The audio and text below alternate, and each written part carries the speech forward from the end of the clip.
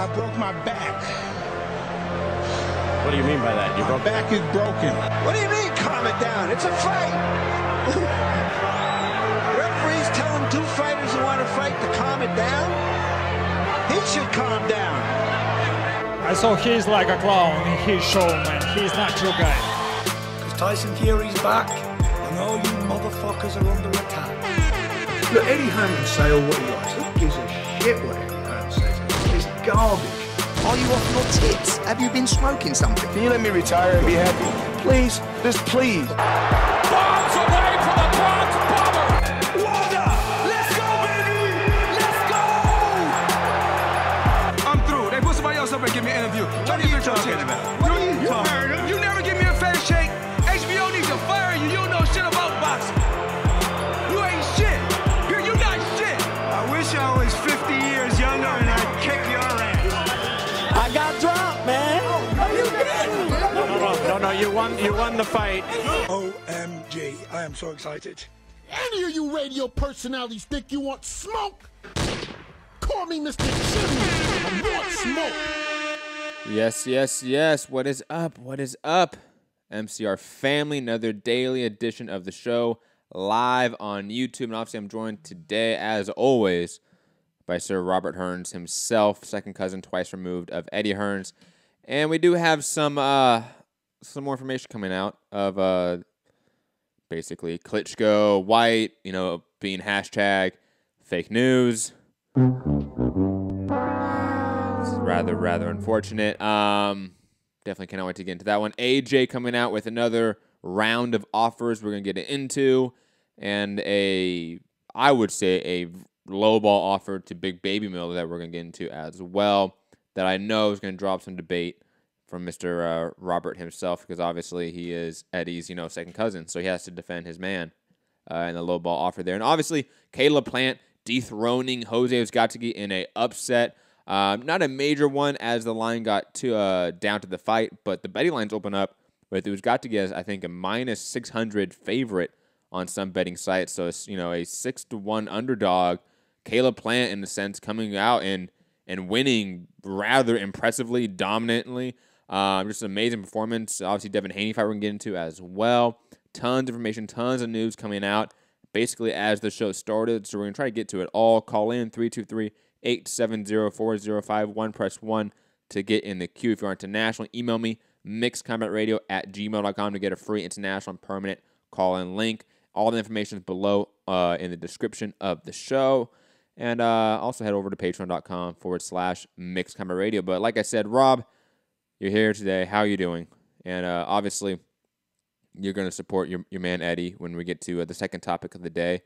But how shocked are you about the whole fake news Klitschko shit? And obviously, I'm assuming you did see some of the Caleb Plant fight because it was on ITV, was it not?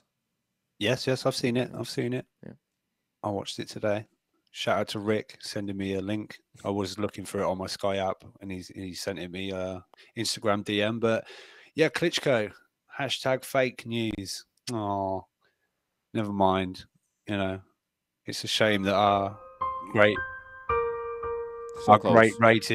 greatly viewed breaking news, Klitschko's coming back show turned out to be fake news. But you can only react to what gets said. It's that was a big deal when Steve Bunt said it, and I guess, as people were saying in the chat, it looks like he did have a few brandies that night. But it's all good. So I think it was Steve Mannix via Sports Illustrated he works for, right? I think it is. Yes.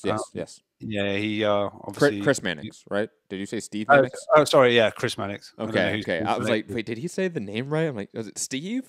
That's not Steve. Right? No. Have you had some brandies on this show? Following your boy Stevie. Zero. Coke Zero. But yeah, via Sports Illustrated, he spoke to Klitschko, and fake news, I'm afraid. If people were looking forward to that, I know some didn't. I saw, hell no, I'm not interested in seeing that and whatever. But yeah, let's just show the people the article itself. Obviously, head over to Sports Illustrated. Chris Mannix, the article is by Michael Shapiro.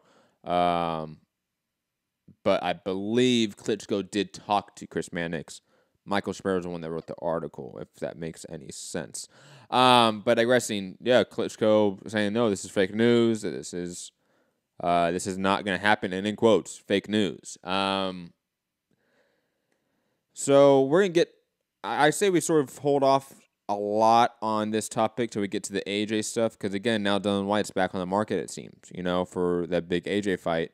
I think Klitschko, to be completely objective and sort of take the fanboy hat off and to sort of like put the best interest of Klitschko first,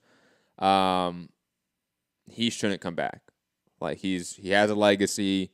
He's in his 40s. I don't think anyone really perceives him to be ultra competitive at the very top, even at this point. Let's just be honest. I don't think he beats anyone in that top 5. And all that it does is to get him a paycheck and to get more brain damage. And I'm not really in favor of that. But Dillian Whyte, back on the free market. He's single, ready to mingle out there for any AJ offers, allegedly. I'm just saying. But Rob, I mean, like I said, I feel like now we need to like transition to the AJ offers, because this Dillian Whyte's now, I think, back in the running for that. Unless you want to talk about anything else with Klitschko. No, not really. He retired after the AJ fight. We thought he was coming back, and he's not. So AJ offers. And he's not.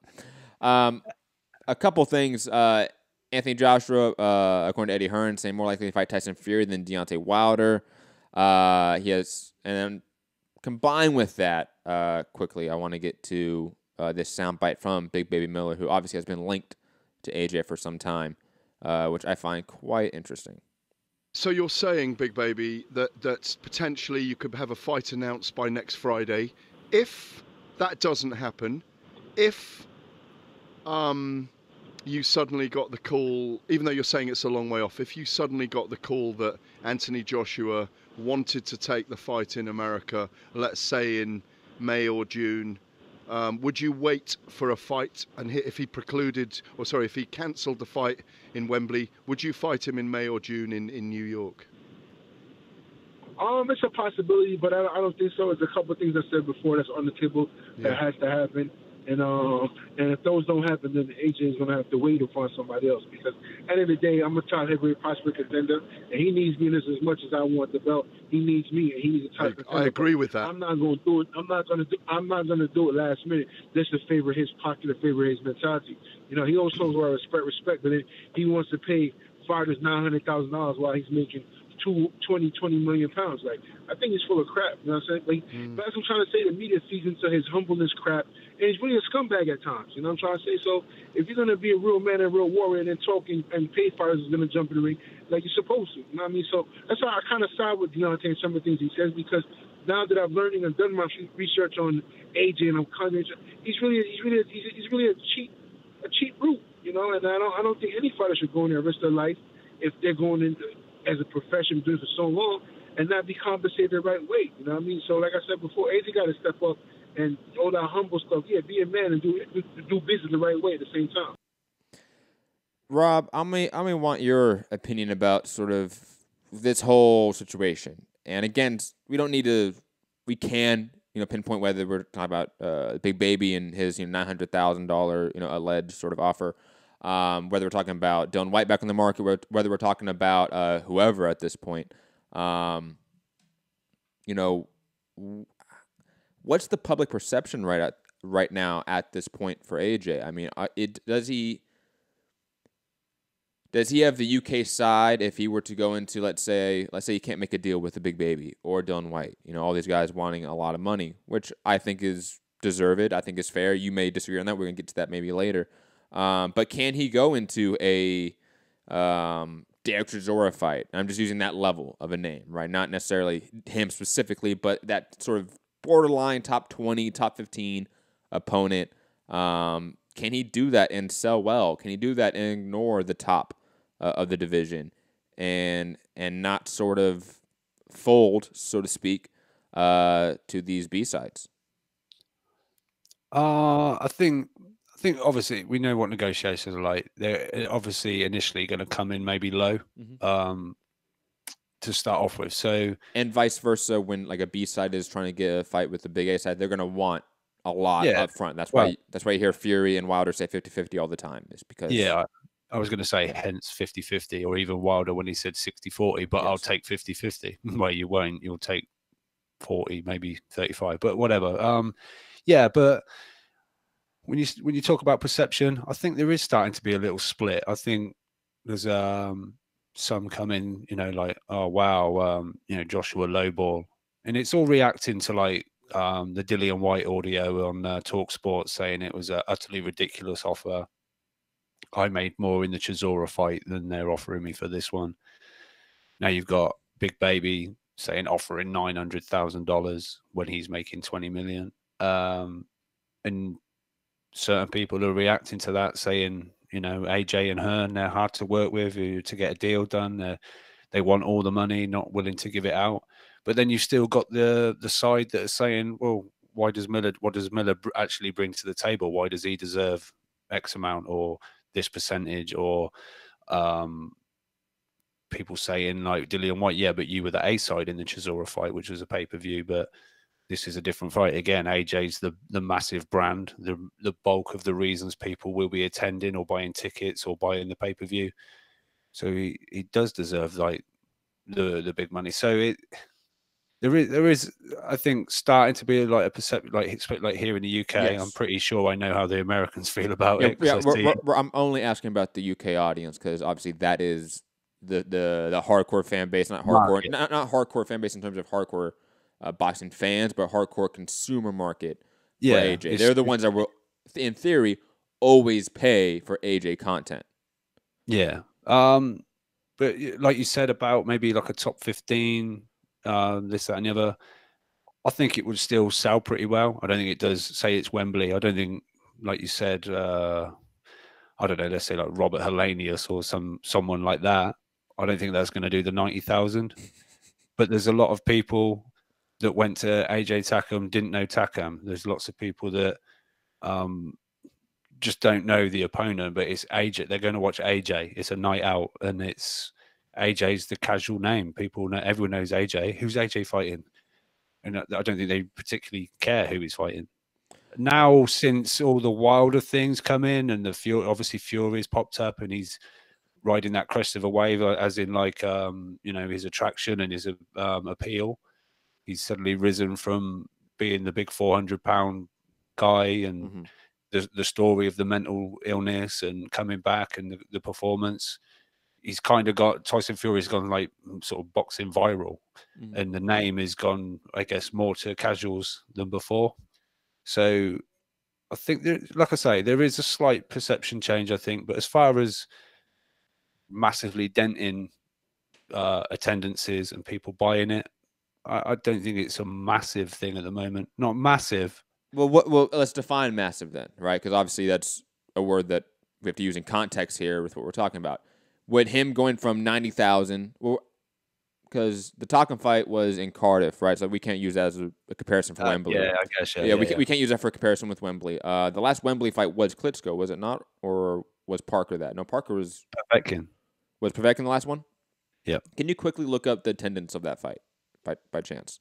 Just to get a better gauge of it, because obviously the Klitschko fight was massive. So I think anything from the Klitschko fight is going to be a massive drop-off. If he's fighting a Hellenius type or a Chisora type or anyone that is not these top names that are asking for a big paycheck, obviously. If it goes to a 60 or 50,000,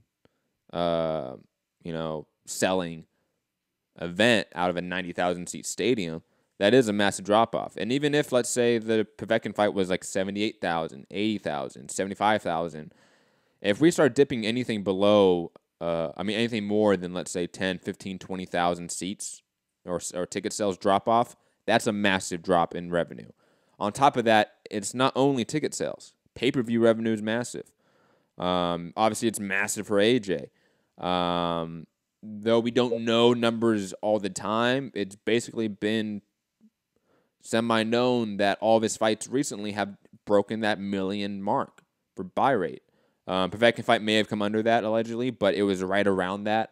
Parker fight did over that. Klitschko fight did over that.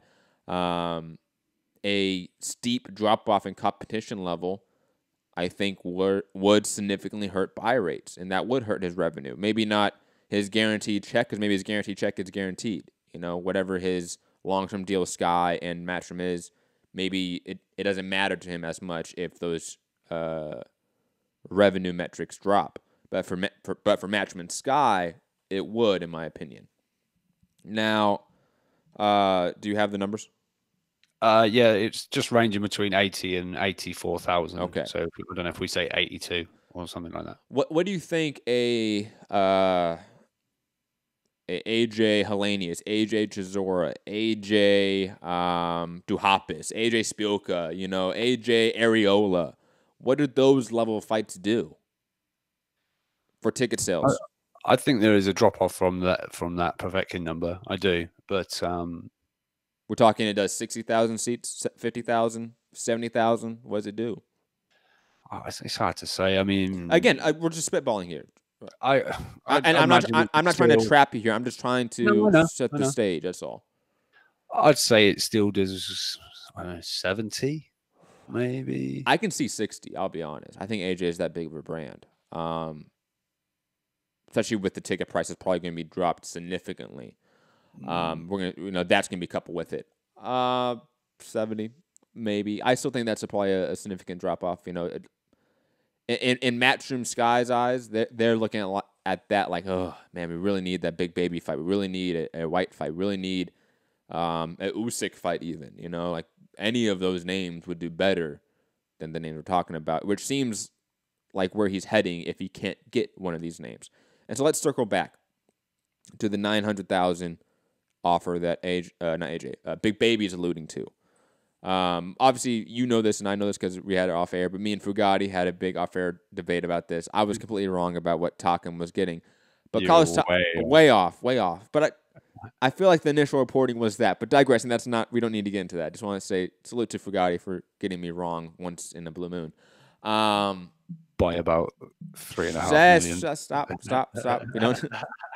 Anyways, because my argument I think still stands largely, and this is where I want to have the debate, right? Because a lot of people are looking at, because you sort of set the narrative, or not the narrative, you made the argument on the other side that split in perception. You have one side stating, oh well, you know, we want AJ to fight these good guys. We want him to fight the Whites, the Millers, the Furies, the Wilders, and if he doesn't fight those, we're not going to support it. And you have the other side that are making the argument for AJ that, oh, you know, White doesn't really deserve. He's the B side in this fight. You know, etc. You know, Miller. Who's Miller? Who has he beaten? What has he done to deserve a lot? However, College Takam made $750,000 guaranteed according to Forbes. Pounds, which actually comes around. It's over the $900,000. The Big Baby mentioned. It's around $1 million in US dollars. I think it's $975. Yeah, it's just under that. So College Takam got around that metric, right? I think we can safely say that a Big Baby fight would do better numbers, both in gate, both in attendance, both in pay-per-view revenue, than a College Takam fight, right? I feel like that's not a debate that we really need to have, do we? But I mean, bear in mind that we're talking Big Baby Miller in New York, right? So and that's even a better of an argument for Big Baby. Like not AJ pay-per-view buys, because that's going to be on the zone, and then so that's a UK pay-per-view buy at 3 a.m. So that I think that needs to be taken into account. The late night. I think regardless of it being a 3 or 4 a.m. pay-per-view, it will be massive. It will be massive both in the U.S. and in the UK. Again, College Takam, a guy that I forget from what country he originates from. Is he French? Yeah. He's French, right? A guy that's not an English speaker, right? A guy that's very soft-spoken when he even does speak. A guy that came on 2 weeks' notice, right? Or not 2 weeks. It was relatively short notice. 10 days, 7. No, it was pretty close. It was short notice. He hit again £750,000 around $1 million US dollars. Big Baby may not have the resume of a Carlos Takam, and even that I think is subjective. We can have a debate there, but I don't want to have the debate. I'm going to give Carlos Takam the better resume. More established name in the division. I'll give him that. But Big Baby is going to sell more. Like, I think without a doubt, you throw Big Baby on a low tiny press tour, one press conference in London, one in New York, that's all you need. And that fight will do massive subscription growth for DAZN. It will still hit really good numbers for pay-per-views in the UK. And even it will have the effect of, maybe people won't stay up till 3 a.m. or 4 a.m. to buy it, but they're still going to buy it. They're going to wake up on Sunday at 10 a.m. or 9 a.m. and still go and buy it and still go and watch it. Because I think this will draw interest, right? I mean, I don't see a scenario where you put AJ and Big Baby on any sort of press circuit together and it's not electric. We had that one moment with them and it was electric. Yeah, I agree, but I'm still not convinced on the casuals staying up at 3, 4 in the morning. That's not what that's not what we're really arguing here. I'm just saying about pay-per-view buys. I'm just saying about the pay-per-view you can buy a pay-per-view at 10 a.m., at 1 p.m., at 8 p.m. on Sunday. It doesn't matter. It's still going to count. You know what I mean? Like, you don't have to buy it live. Yeah, true, maybe. And you're gonna have people that do it a lot. I know you've done this before. You hit record and you wake up and watch it. You buy it, press record, you wake up and watch it, and it's no big deal. You have your tea and crumpets or whatever you guys eat over there. Always tea and crumpets. Or crimpets, depends who says it. But no, I know what you mean. Like this, there's no way this doesn't do 1 million buys still in the UK. I just don't see it. You put these two in a situation together, it's electric, it's volatile, it sells. Yeah, I'll totally. You give Big Baby the microphone anywhere near Anthony Joshua, and he's going to do everything in his power to upset the apple cart, cause a scene, make headlines, and fluster AJ, and try and have some kind of press conference last laugh over AJ to, try in some way try and humiliate Joshua. And I think for a lot of people, that will be a big moment for Joshua, because I think they will see him stand his ground and even give some shit back out, because we've seen it in little moments, Brazil,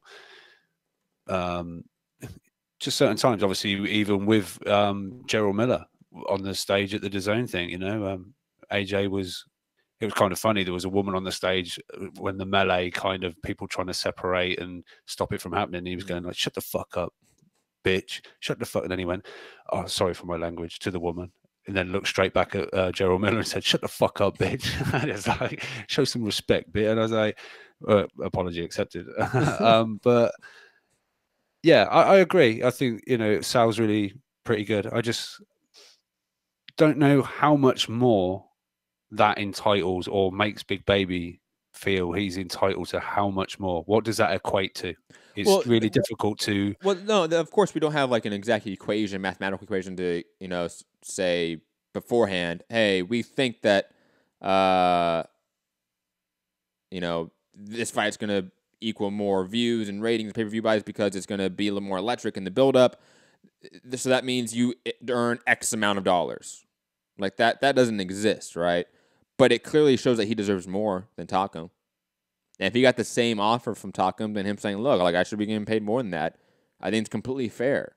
And again, we don't need to necessarily stay on Miller, because if Whyte's saying that he got offered a lower offer than what he got with Chisora, that's a lowball offer too. And of course, we know that that's how negotiations go, but it is a lowball offer. Like the fact that Whyte's going into a fight that's obviously bigger, more dangerous, more important than the Chisora fight and getting offered a lower amount, he's going to say no to that. Yeah. Right? I get you. I think they're always going to say no to the first offer. Who takes the first offer? In negotiations, who takes the first offer? I just feel that this is where. Well, come on, Rob. There's a lot of people out there that are waving the matchroom flags, saying like, "Oh, why didn't Whyte and Miller take these offers?" Miller's his net worth is what, 1.6 million. Ha. Why does he want to take a fight that's worth his net worth? There's that narrative out there. You know it. Yeah. No, I've seen it, and I've said in the chat, and you and Fugati went full fucking troll mode, and you know, came for me and stuff. But I just feel there's like a certain not I don't know how to word it properly, but like a campaign to almost like there seems to be a joint collective because Joshua is the brand, the big money man, and it's obviously it all comes from some kind of jealousy. They want what he's got. Whoa, no. What? Come on. No, I just feel no. Listen, there's no campaign. There's no joint campaign. There's Dillian Whyte. Let me finish. Dillian Whyte, Jared Miller, Deontay Wilder, Tyson Fury. They're not all on a conference call or a group FaceTime call, and planning the demise of AJ and how to ruin his brand. You know that. Stop. The only way these guys can demise and the demise of Joshua and ruin his plan is by actually signing. I didn't say plan. I didn't say plan. I said brand. All right, his brand is by signing a contract and beating Anthony Joshua instead of pricing yourself out. What do you mean pricing yourself out? You just see now you're contradicting you're contradicting yourself within 5 minutes, Rob. You just said let me finish. You just said 5 minutes ago that of course they're going to turn down the first offer. It's a lowball offer, of course it is. And now you're saying, now they're pricing themselves out. What do you mean they're pricing themselves out? What do you mean? You're contradicting yourself here, Rob. Stay consistent. No. Are you playing devil's advocate now, or is this really your opinion? No, this is like me sort of trying to speak for both sides. Like I get. So you're playing devil's advocate then. This isn't actually your opinion because you are contradicting yourself. All right. Well. So which one is right? Should Big Baby and Dillian Whyte turn down the first offer because it is a low ball? Or are they pricing themselves out? Which one is it? It can't be both. I just get both sides. I don't know who's in the right. It's like, well, at what point do they accept the offer when they're happy with it? But what is happy with it? I don't know, but I don't see why. We're not talking about future offers. We're talking about right now. What the offers that we know of from Whyte and Big Baby. Big Baby got offered $900,000. Whyte got offered lower than the Chisora amount. I don't know what that amount is, but I don't know what that amount is, but it's lower. Is that them pricing themselves out, or is that what you said earlier? Them turning down the first offer, which they should do because it's a low ball. Which one is it? Because it cannot be both. You know that. No, I know. I feel don't sit on the fence here, Rob. You know that. Well, let me talk. You keep butting in, right? When Miller brings up 900,000. I thought, fuck that seems very low. I thought these guys were getting more than that against the Joshua. So, yeah, I get it. And all right, playing devil's advocate, I see why people are saying, but why is Miller demanding all this extra? What is he bringing to the table? Or Dillian Whyte was the A side against Chisora, and it was a pay-per-view. I don't know what his guarantees were. I don't think that information's come out. Maybe someone in the chat knows what Dillian Whyte kind of made for the Chisora 2 fight. But I see. I mean, Joshua explained it. How why is everyone getting these real big jumps in their pay, their guaranteed purses? Why are they getting these real big leapfrog jumps from what they've earned before? And mine stays sort of consistent. When's my big jump? When do I? Well, he does. He does get big jumps. We know this. What's the Talkin fight is a great example. He got paid what, around 10 million pounds for that, right? Around 10 million. The same Forbes article it said 10 million. Right. For the Klitschko fight, which obviously is a bigger fight, he got paid 20 million pounds for that. So when he fights bigger opponents, he gets paid more. I bet if you look at the Parker fight, he got paid more for that fight than he did the Talkin fight. So again, that's a disingenuous talking point from AJ. He does get pay increases per fight. He does. We've seen him. We have him on record. What do you imagine his pay increases against Wilder would be compared to like a Talkin, or compared to like what's his last fight?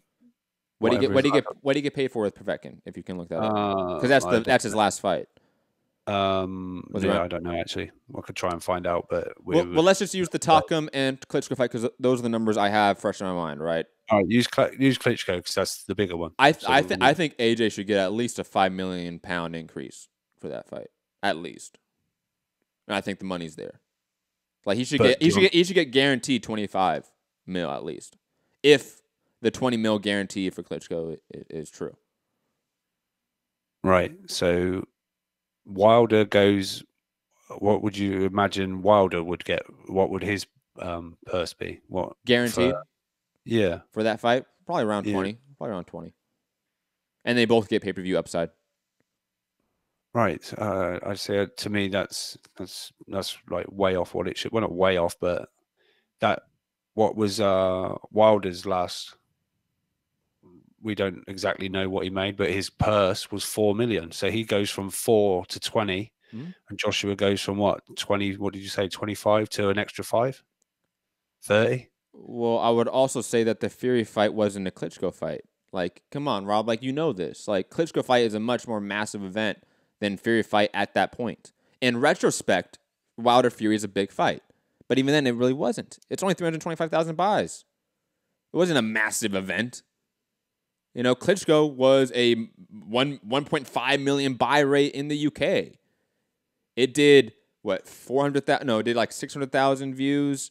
On Showtime, it did like another million on HBO later that day. Like, that was a big fight. You know what I mean? Like, Klitschko is not Fury in terms of star power. Similar to Miller. Like, Big Baby Miller compared to Povetkin, Carlos Takam, Dominic Brazil. You know, you can sort of go down that range or that level of skill level, I should say, of AJ's title defenses. Big Baby's obviously a better star than those guys. He obviously would equal bigger ratings than those guys in matchups. And I feel like that's what it comes down to. And you know that. We don't know DAZN ratings, so it's going to be hard. You are absolutely true about that. You're absolutely true about that. But AJ's part of DAZN, so it's not like that's really a fundamental issue for negotiations. They know the metrics. They know their numbers. Yeah, Eddie knows the metrics. So it shouldn't be an issue. It really shouldn't be an issue. And again, I feel like anyone that's being objective, and Rob, I feel like you're with me on this boat, can safely say, yeah, Big Baby should get more than what Carlos Takam got. Now, I'm not saying he should get 10 million guaranteed, but he should get paid more than Carlos Takam, and that's not crazy to say. And same with Whyte. Whyte should get paid more for an AJ fight than a Chisora fight for very obvious reasons. Yeah, there's more money in the fight, so there should be more to go around. I get that. But with the, what was I going to say about the Miller one? Yeah, I can't remember. But I hate when that happens. I just don't know how much more he thinks he's worth. That would be interesting to know what is. Well, I mean, if he's saying like, I want 7, 8 million, 5 million guaranteed, then like we should go, oh, hey man.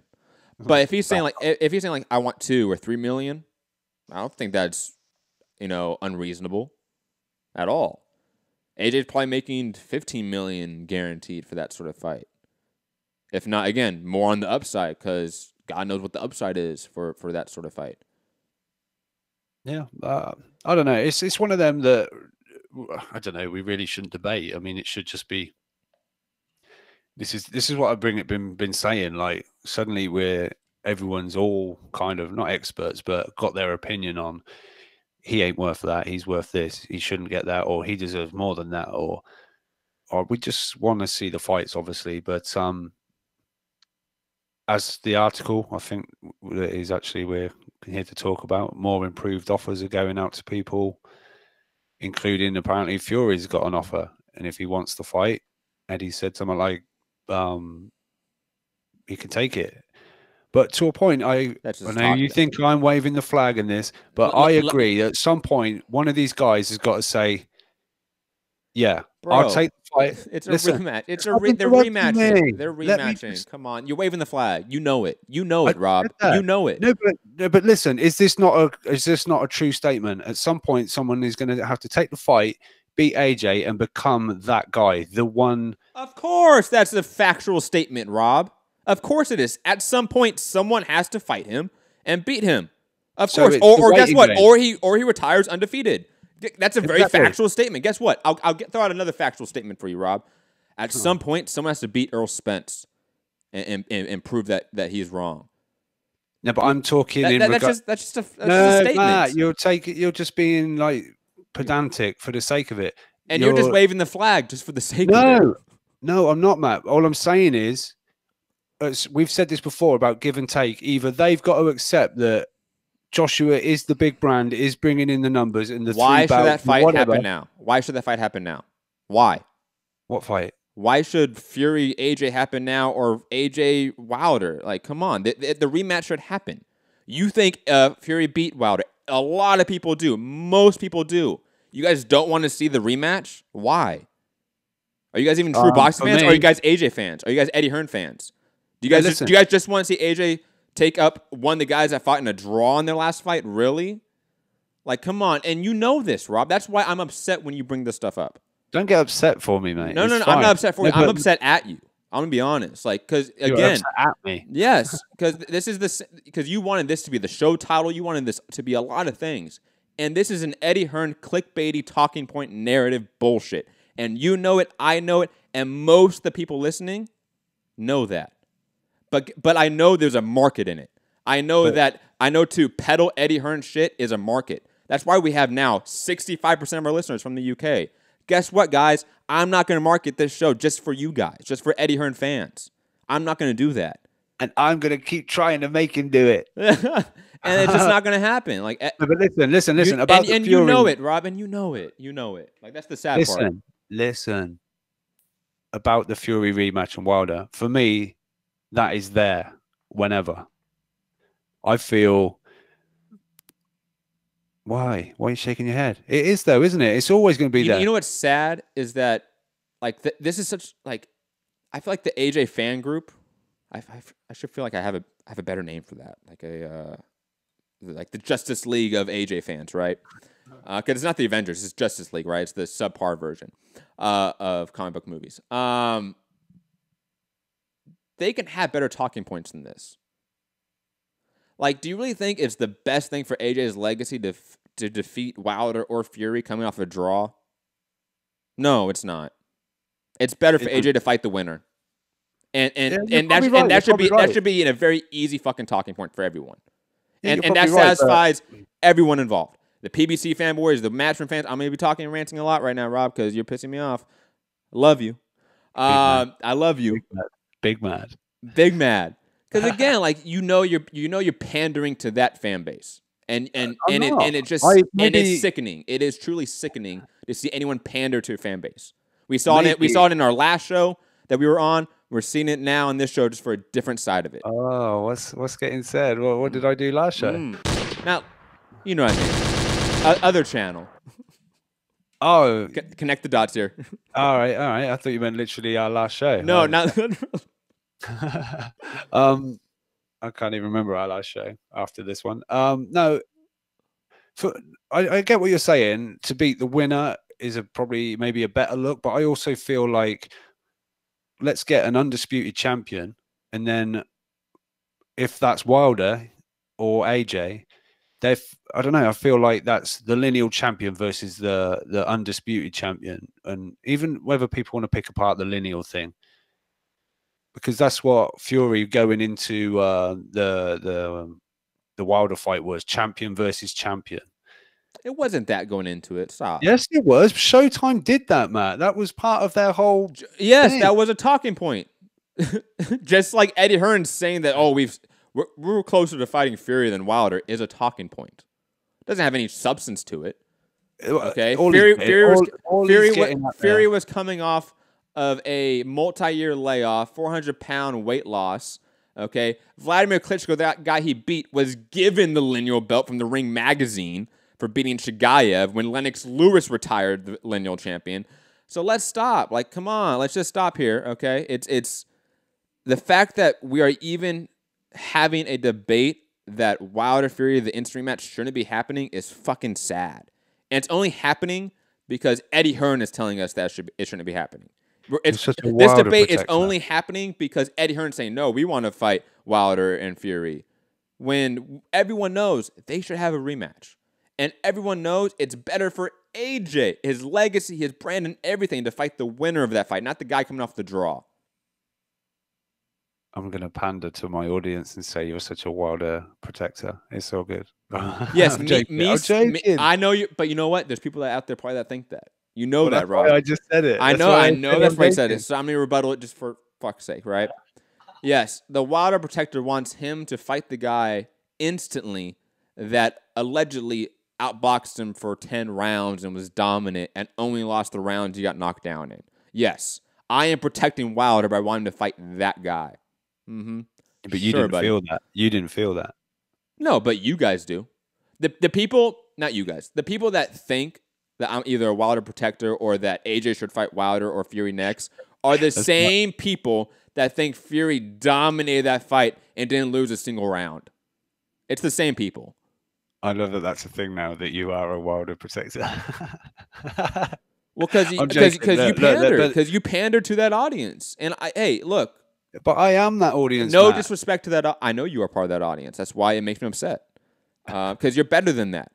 I'm better than that. No, you are. You are. And you're on this platform. What I say. Because there's times where there's no difference between what you say and people that are eggs on the YouTube live chat commenting at us that we don't know of, that have weird names. Like, there's sometimes no difference in what you're saying, what they're saying. And guess what? It all links back to what Eddie Hearn said in an IFL interview. I don't know what you're talking about. Mm-hmm. Hang on. Mm-hmm. All you motherfuckers out there, you better be shitting yourself, because I've got more energy, more desire than ever before, and I'm going to annoy you, and I'm going to live in your head rent-free for 365 days, motherfuckers.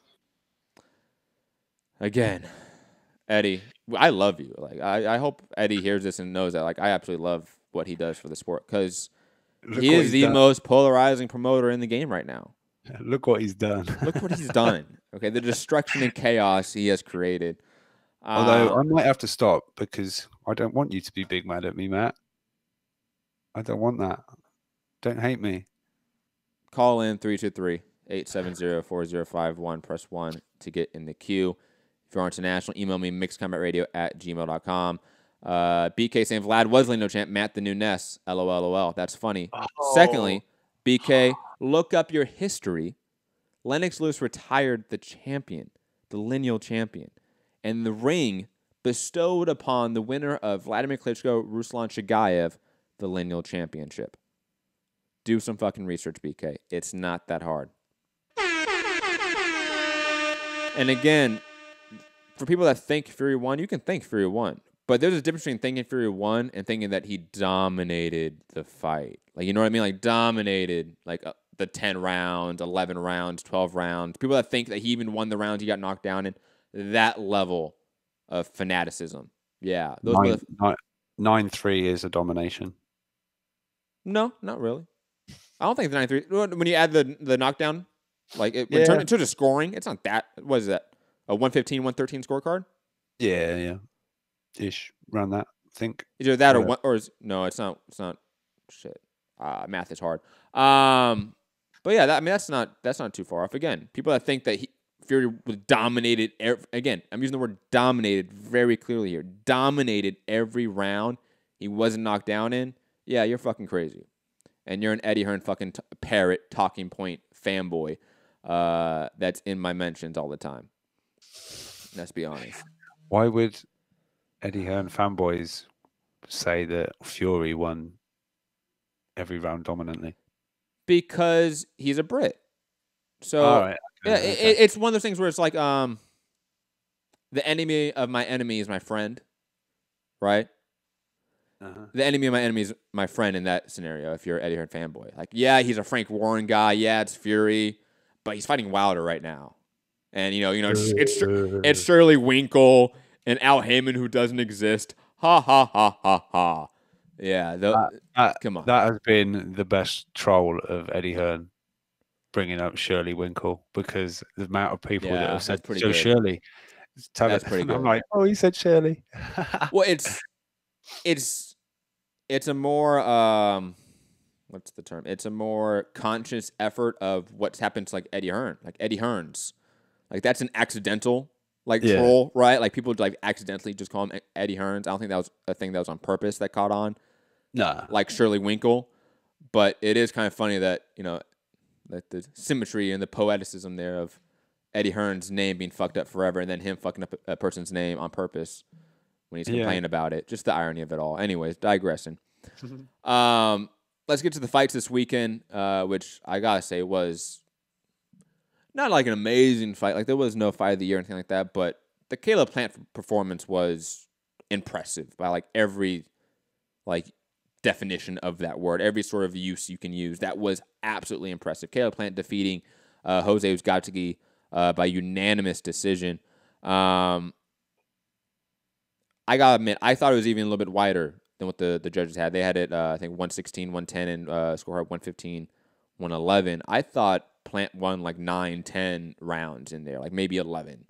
I thought Uzcategui was never first. I thought Uzcategui was chasing Plant around consistently. I thought Uzcategui really had no idea how to deal with the movement, the accuracy, the speed, and just the overall IQ of Caleb Plant. Like Caleb Plant was lights out. Like I said it. If Caleb Plant comes out here and is dominant and he shows that boxing skill translates to this high level, he could beat everyone in this division.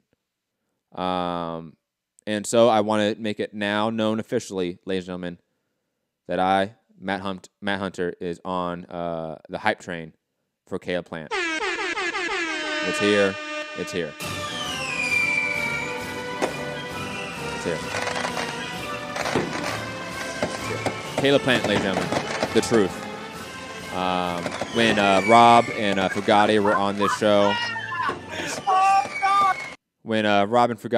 show, not too long ago, a few weeks ago, when their hero now, Canelo, on DAZN, because he's on DAZN, that's why he's their hero now, defeated Rocky Fielding, they said, oh yeah, Canelo can now beat everyone at 168, can move up to 175, be even Bivol. Like, I wasn't one that said it, you guys.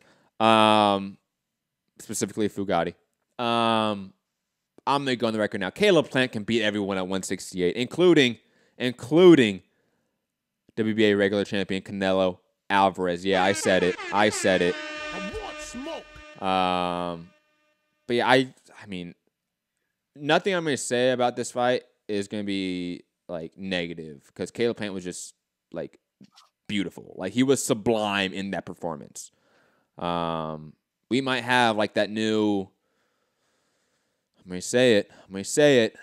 Oh God. We might have a new Punel on our hands. I felt weird saying that, guys. Rob, your thoughts on Caleb Plant being the GOAT? TBE. Oh my God. Steady. Look, settle down. Yeah, real good performance. I watched it. I gave him probably, I think, 9 rounds. So dominant, right? 2 knockdowns, was it? Yeah. Let me see. Yes, 2 knockdowns. Round 2 and round 4. Same as I got Wilder Fury, but it's still good. I thought he was real good, but I just felt if Uzcategui was walking him down, you have to throw some punches when you're walking someone down. But I thought Plant looked great. I thought he I felt Uzcategui was going to have just that little bit too much pop and maybe get a late stoppage. Or just volume. I thought he was going to have more volume than Caleb, and that was just gone. And I don't want to really... I sorry to cut you off. I don't want to make this about how Uzcategui like underperformed. I think this was in large part to Caleb Plant's movement, his athleticism, his speed, the fact that he jumped on Uzcategui in that first round. I think that really threw Uzcategui off, and that set the whole tone of the fight. But yeah, I didn't mean to cut you off, but yeah. No, I agree. It shouldn't take away from someone winning the world title because someone didn't perform in that.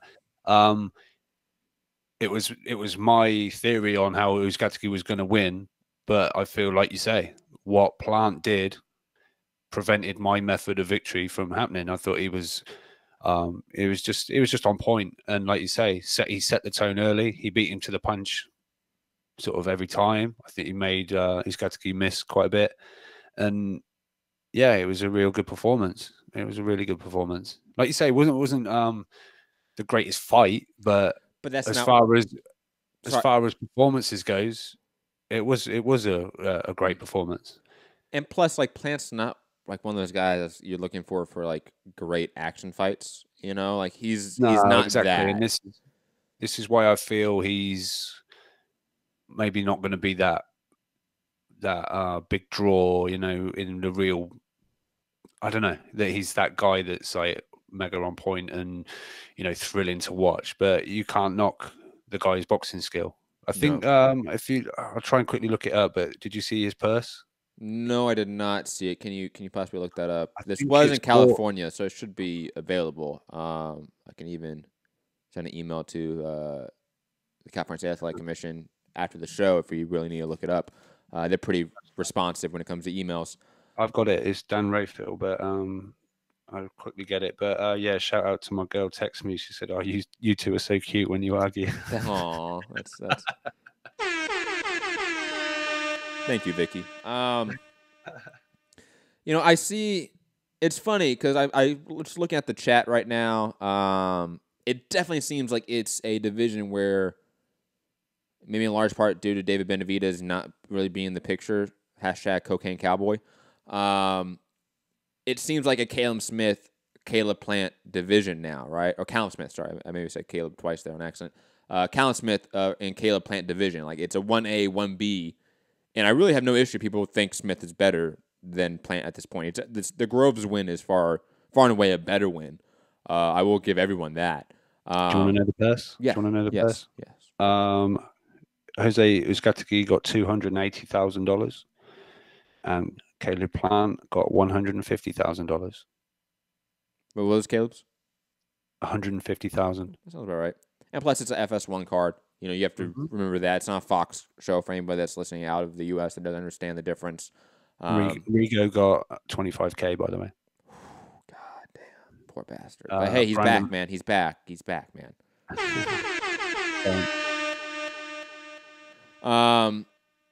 Caleb Plant, I mean, obviously, what's next for him? I feel like everyone has been saying it, and I'm going to be parroting it, but I agree with it completely. Put him in Nashville, Tennessee. Like, put him in his home city. Don't just throw him in Vegas, Barclays, LA, and that's about it for PBC shows. Like, throw him in there in his hometown. Give him that hometown rub. I think he needs it in a way, to be honest. And for opponent next, you know, what's the next opponent for him? It could be anyone, honestly. Like, it's not a matter that he's not ready for, you know, a unification. I think he probably will be asking for, and he probably deserves, or at least he has earned a voluntary title defense first versus maybe Anthony Durrell. But I think Anthony Durrell's fighting Yildirim for a eliminator. I just forget what belt that's an eliminator for. But there's a lot of options out there, I think, for a guy like Caleb. He has the belt now. I think he has the type of personality where it's just enough charisma that if they keep pushing him like they have been, he could be a headliner for some time. Rob, you saying that you sent me something in the text? Yeah, just saying. You didn't necessarily have to bring it up live on there if you want. No, I'm not doing that. God, why? Why would you send me a message like that? Anyways, digressing. Yeah. PSK saying WBC interim ? You might be right about that, PSK. I forget about what delineation. I think it is WBC on some form. I thought it was an eliminator. Could be wrong. Doesn't matter. I could definitely see Anthony Durrell moving over from whatever interim belt he has to fighting for an actual belt against Caleb Plant. You know, and plus, I mean, Anthony Durrell was on the telecast. He was on the commentary team. It seemed like that was what the PBC was building up, was a Anthony Durrell fighting, whether it was Uzcategui as a brother's revenge story or Caleb Plant. I hope they didn't just have him there to build a new commentary team, because I saw a lot of people saying he was awful. You know, it says that Anthony wasn't the worst part. It really was Chris Myers, who was their play-by-play guy. I forget which one's which. I always get confused. Sorry. He has literally no idea what he's talking about when it comes to boxing. You know, when he said, and literally the first thing I heard when I started the telecast, right, was the Rigo fight was on, and it was, they're fighting the super bantamweight division, which is around, oh god, heavy pause, 120 pounds, with all those like breaks and pauses in the delivery. When he says the word around, yo, I was like, yo, fam, that's an instant flag right there. Flag on the play. It's and Ray Mancini, he wasn't bad either. I thought people enjoyed him. I saw a lot of people saying I like him. I'm not a fan of his delivery, but his commentary is not bad. What he actually brings to the table in terms of just information is good. But it literally felt like if you probably have been in this scenario. I feel like every hardcore fan has been in this scenario. You've been to a fight party, right? You're sitting next to that guy you semi-know but not really know, and he thinks he is the biggest fight expert in the world. Yeah. And all the information he's giving you, it's all wrong. And it's annoying the hell out of you. And it's annoying the hell out of you. And you just don't have it in your heart to correct him on anything, so you're just going, yeah. That's what the entire commentary felt like. It was Chris Myers just talking about boxing when the last boxing fight he probably saw was in the 80s. And even then, it was maybe just a Tyson fight, and that's it. And Ray Mancini and Anthony Duro going, yeah. Well, back to the fight itself. Good jab there. And then, you know, and again, but none of them had good delivery. Like, none of them were good on the mic. So even when they were, like, giving good information, it wasn't coming across, like, any sort of life around it. We talked about this with the DAZN commentary team, right? About how there's no like breath in it. There's no life in the commentary, it seems at times. Seems flat. Yeah, 100%. They have that issue with PBC right now. 100%. When it's, I would say, Fox PBC. Because Showtime's amazing. I think Showtime's the gold standard right now, to be honest. I think Al Bernstein, Mauro Ranallo, even Paulie Malignaggi, like that group. Even their B team with Steve Farhood, and God, what's his name? I feel so bad. Barry Tompkins? No, that's not right. Anyways, what are you talking about? Their B team, Showtime's B team for Showbox. I don't know. Anyways, I think they're all fantastic at what they do. They all seem like they love the sport. Seem like they're very knowledgeable about the sport.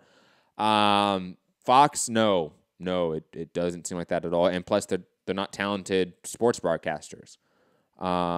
Even me and Rob, in our very raw state, could go do a better job. Guaranteed. I will go on that ledge and seem like a fucking crazy person and say that. Me and Rob can go on that FS1 telecast and knock it out of the park compared to those guys. Easily. OMG. I am so excited. And Johnny's saying they're going to make adjustments. Fans will complain. Well, fans are complaining, and they will make adjustments. I mean, hopefully they do. They have to. So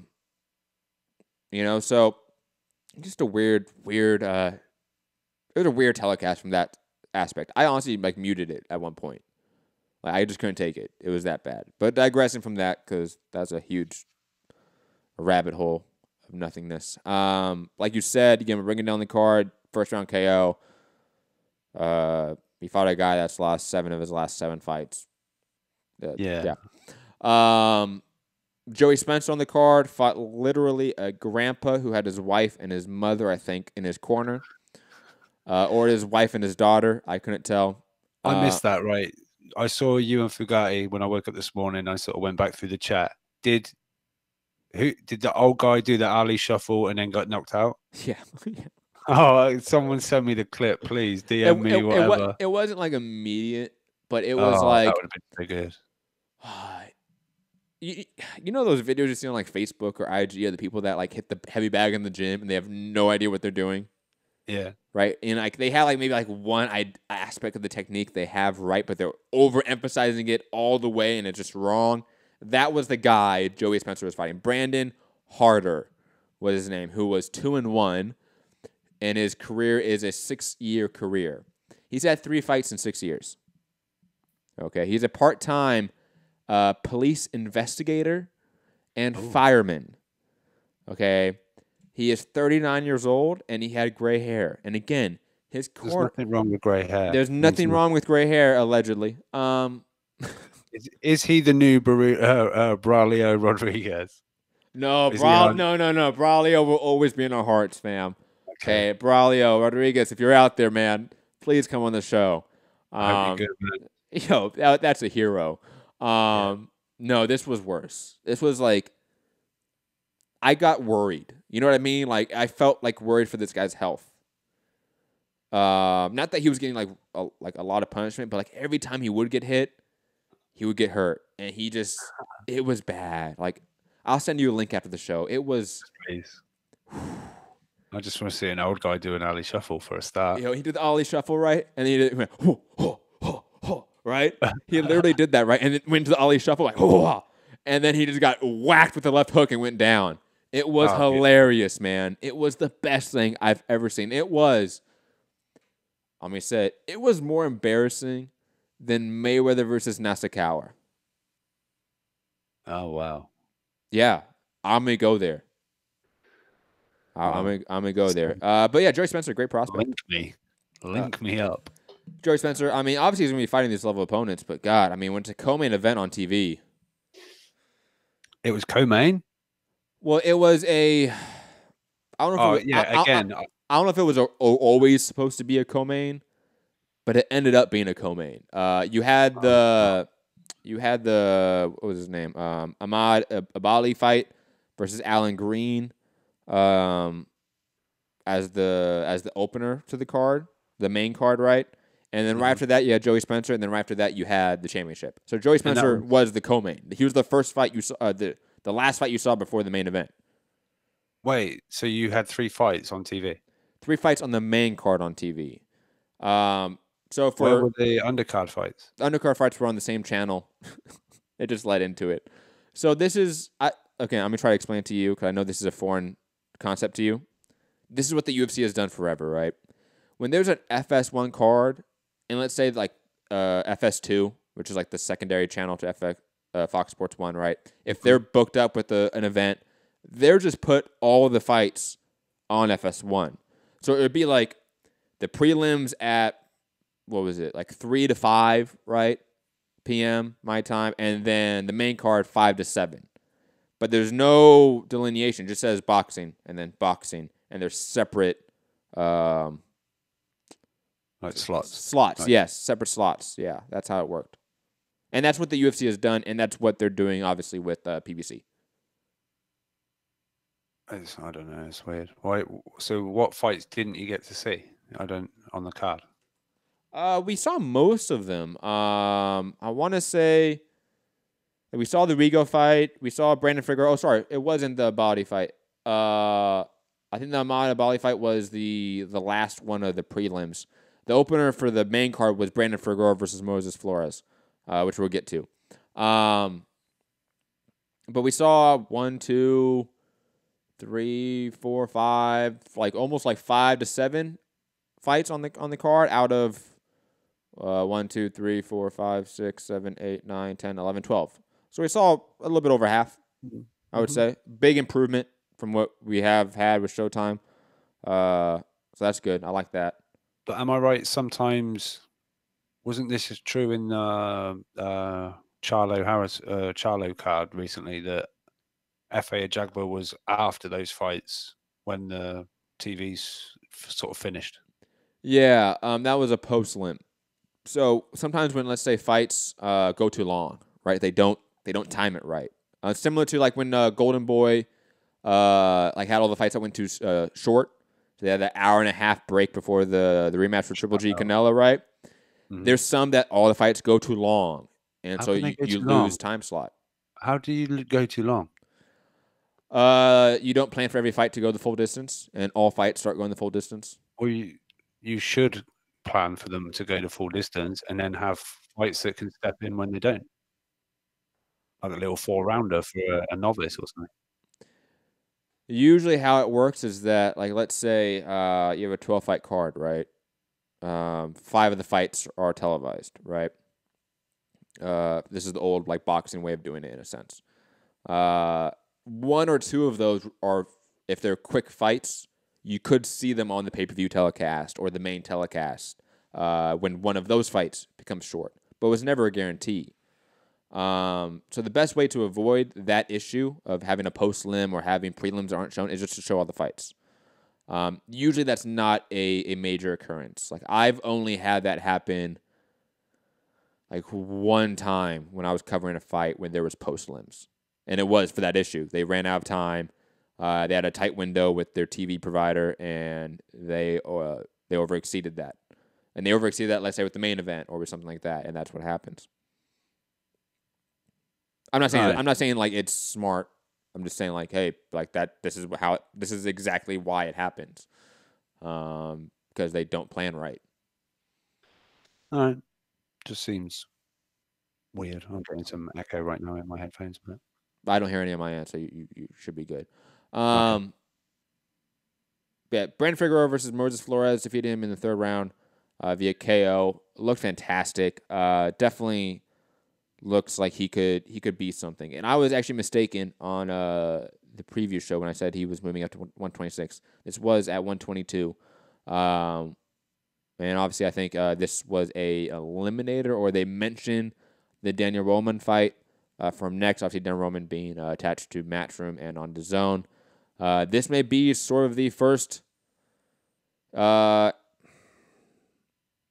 purse bid battle between PBC, Matchroom, and then obviously DAZN, Showtime, and Fox also. I might be wrong on that, but I feel like it could be. That's going to be interesting to see. But Brandon Figueroa looked absolutely fantastic. He looked dialed in, athletic, looked on point. For a young guy, you can definitely tell that he has a high ceiling. And he, like most people, obviously has, or like most people are saying, obviously has a higher ceiling than his brother Omar. And at this division, he could easily become a big fixture. And if he moves up to 126, even bigger names and bigger fights for him. Rob, did you see this fight? Around 126. What is that? Chris Myers. Super light, heavy middleweight. No, I literally, I'll be honest, I've only seen Caleb Plant.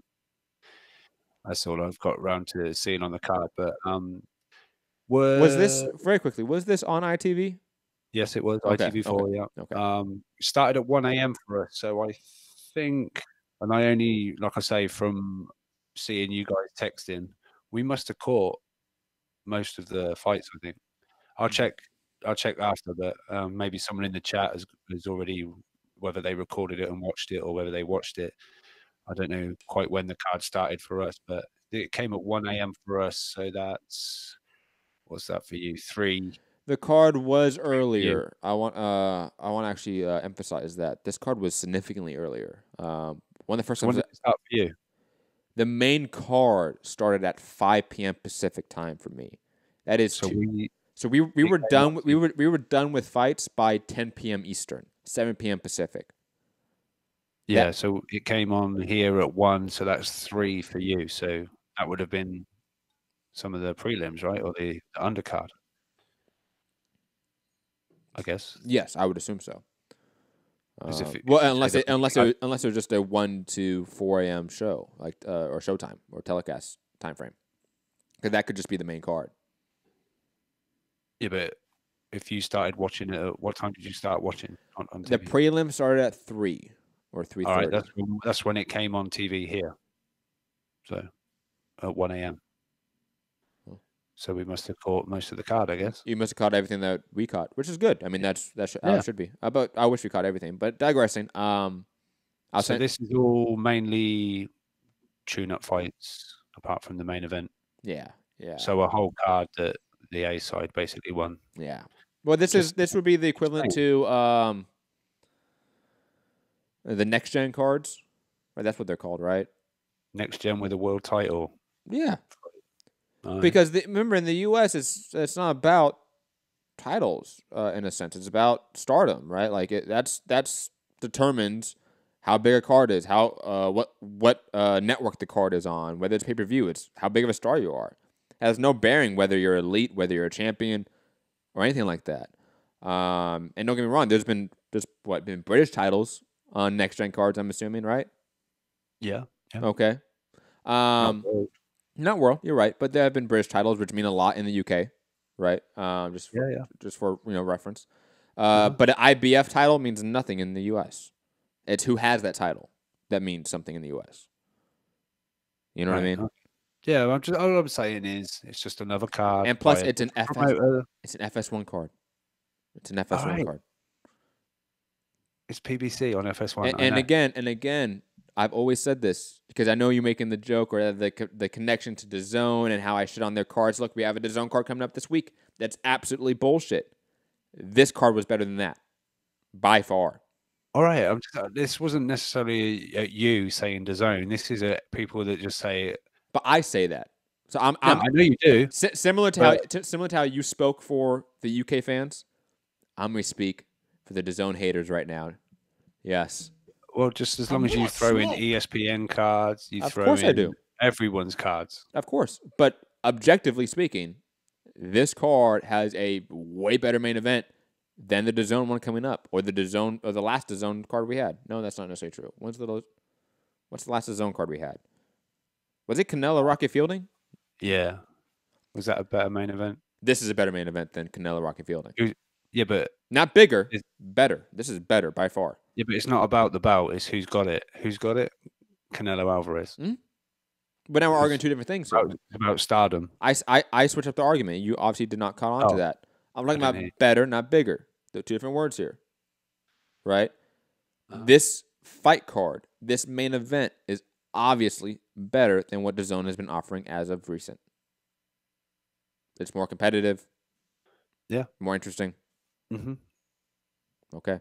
Just want to make sure that's very clear. If you want to start, saying that when you say all cards are shit. No, there's some cards that are more shit than others. Some cards are less shit than others. Some cards that are good. My point is people come at me or whatever about, you can pick the A side in that. I think that's true of virtually every promoter's card. They've got their guys. It's not often the guy on the right-hand side of the... I really wish I had like a ding, ding, ding soundbite. Like, ding, ding, ding, winner over here, Robert Hearns. I think he's finally getting it, ladies and gentlemen. All promoters and most cards have this issue. And guess what? I've said that forever. I don't know about that. I do, because I said I don't know about that. You defend Eddie a lot. And it's only going to get worse.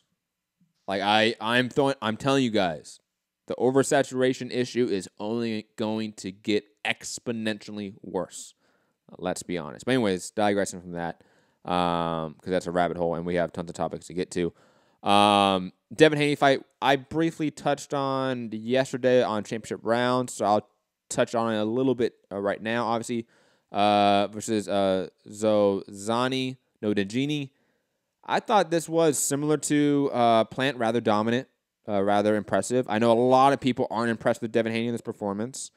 Maybe because I really don't expect him to knock out opponents, to be something that he isn't. I think he's a talented boxer. I think he has some flaws, obviously, but I think he is improving. I think he is getting better, and he's still a very young fighter.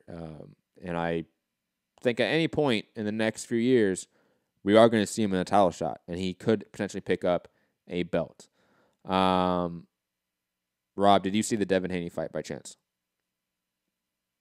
I'm muted, and I'm about to tell you. I saw sort of extended highlights, but I thought he looked pretty good. I wasn't blown away by it, but he was good enough to beat that guy on quite a few levels. But I'm still not massively sold on him. I guess there's the potential there, but I don't think he's the finished article just yet.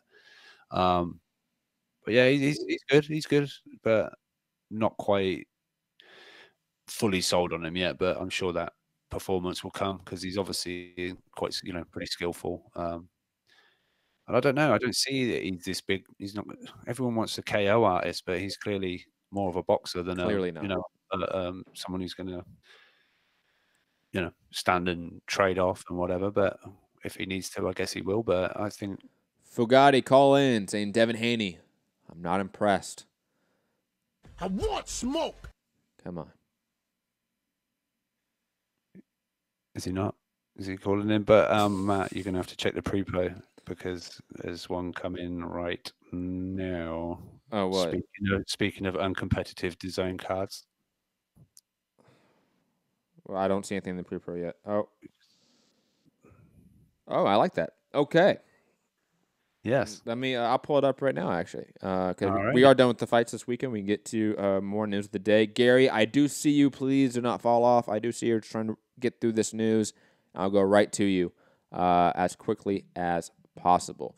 Mike Coppinger is coming out and reporting from what I think we've sort of known in some aspect. Like this has been reported, or at least this has been talked about for some time, from my knowledge. Dimitri Bivol to defend his light heavyweight title against Joe Smith. I like that a lot. Obviously on DAZN. Smith was originally slated for Art to Beterbiev next month, but for the second time, their fight is off. Bivol is close to a multi-fight deal with DAZN.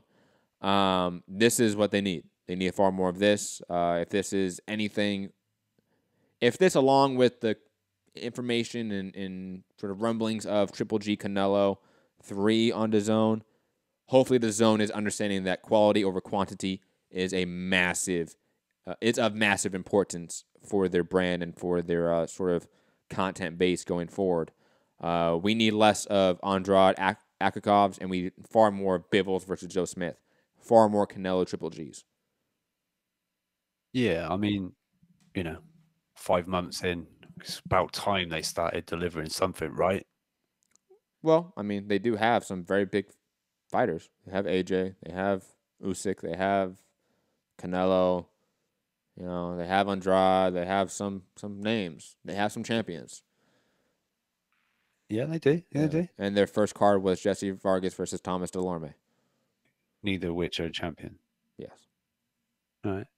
Did you see? Are we getting to speaking of Jesse Vargas? You don't even want to talk about Bivol Joe Smith? Yeah, no, it's good. It's good. Bivol, I thought you were just doing news. I definitely want your take on this because this is a good fight. Like this is and again, interesting. The multi-fight deal with Bivol is linked to DAZN, so it's not just a one-off. Some money being thrown and you come and fight this guy and go back to wherever. Obviously Bivol was. Where were they going to land? Was it NBC or something?